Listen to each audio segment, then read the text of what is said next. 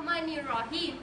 Kalau tidak kerana bintang di langit, tak akan bulan kelihatan tinggi. Kalau tidak kerana perkongsian ini, tidak akan saya berdiri di sini. Datang bahtera dari Medan, singgah sebentar di laluan Kerai. Salam Malaysia Madani saya hulurkan kepada sidang pendengar pembuka tirai. Assalamualaikum warahmatullahi wabarakatuh.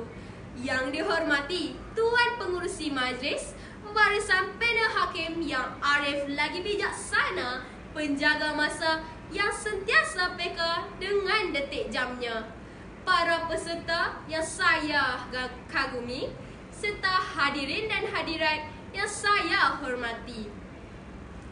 Jauh belayar si pedagang Cina, singgah di Melaka menjual setera. Bahasa Melayu, bahasa perantara, tonggak utama perpaduan negara. Berdirinya saya di sini pada pagi yang mulia ini adalah untuk berkongsikan tentang sebuah buku yang sangat baik untuk dijadikan bahan bacaan seisi keluarga. Tajuk buku ini ialah Uniknya Awak. Buku terokan Sains 3 ini ditulis oleh pasangan suami isteri, iaitu Dr. Wan Fahmi dan isterinya Dr. Nur Anis, yang hingga kini sudah menulis 4 siri buku terokan sains yang berpaksikan ilmu sains. Sekadar maklumat para hadirin, pengalaman dan kesempatan terindah sewaktu menuntut ilmu di peringkat ijazah Doktor Falsafah PhD di University of Edinburgh, United Kingdom, termasuk bertemu saintis hebat mendorong kedua-dua penulis ini menerbitkan buku bermanfaat yang dipanggil Teroka Sains. Buku sains bergambar yang berwarna-warni ini mengandungi fakta sains yang pelik, unik, kelakar, menarik, jarang diketahui serta yang tidak dipelajari di sekolah. Buku ini adalah terbitan Teroka Sains sedang berhad yang mengandungi 153 halaman muka surat dan diterbitkan pada tahun 2021. Malah buku ini dijual dengan harga yang berpatutan, iaitu ringgit Malaysia 35. Bagi setiap buah dilihat sebagai satu pencaturan yang berjaya dibuat oleh 2 orang saintis hebat ini. Kenapa? Buktinya, setiap siri yang dihasilkan mendapat sambutan dan permintaan hebat daripada masyarakat.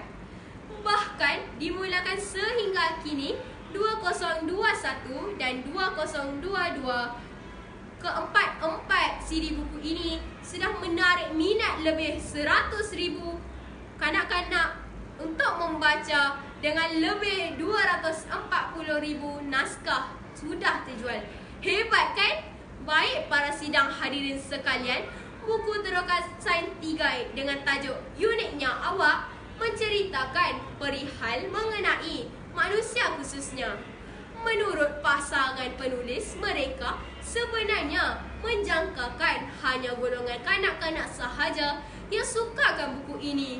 Namun tersasar apabila keempat buah buku yang diterbitkan tidak hanya dibaca oleh golongan muda, tetapi ibu bapa juga terjebak sekali bersama-sama membaca buku ini.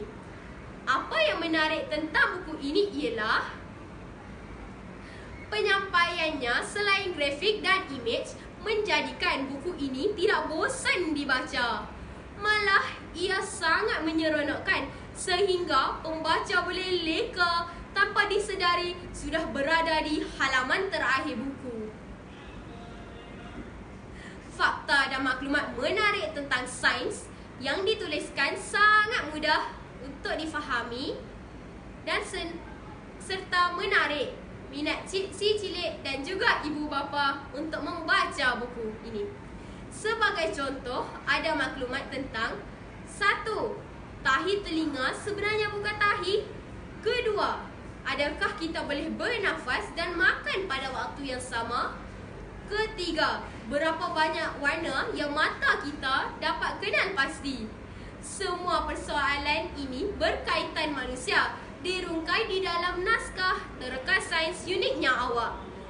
Hadirin yang saya hormati, manusia adalah makhluk Tuhan yang sangat istimewa kerana keupayaannya menggunakan otak yang dikurniakan Allah Subhanahu Wa Taala dalam menjalani kehidupan seharian dengan sebaik-baiknya.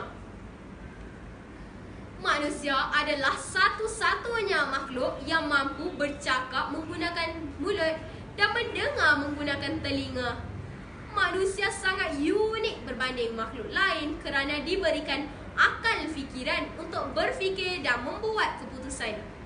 Pendek kata, dengan membaca buku Terka Sains Uniknya Awak, kita akan mendapat informasi penting seperti sel, genetik, organ luaran dan dalaman manusia yang kita semua tidak tahu atau jarang didengari. Paling penting adalah kepuasan dalam membaca oleh pembaca buku Terka Sains yang sentiasa dahagakan ilmu. Sebelum kata mengunci bicara, sebelum langkah mengundur pergi, ini ingin saya simpulkan bahawa bangsa membaca, bangsa berjaya.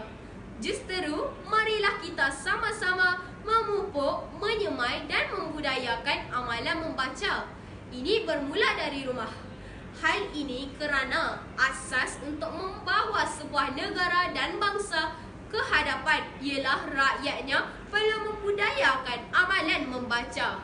Akhir kata saya akhiri dengan pepatah Arab yang bermaksud sebaik-baik teman duduk pada setiap waktu adalah buku.